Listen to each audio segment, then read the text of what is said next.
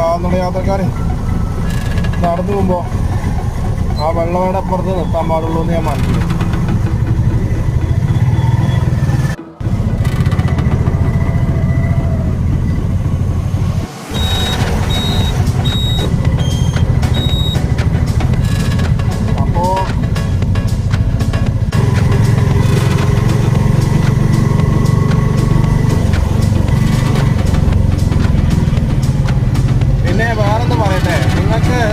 ഡ്രൈവിങ്ങിൽ experience ഉണ്ടെങ്കിൽ നിങ്ങൾക്ക് എങ്ങനെ വേണമെങ്കിലും പോവാം. അത് മറ്റുള്ളവർക്കൊരു ദോഷമായിട്ട് വരില്ല, ഒരിക്കലും വരില്ലല്ലോ.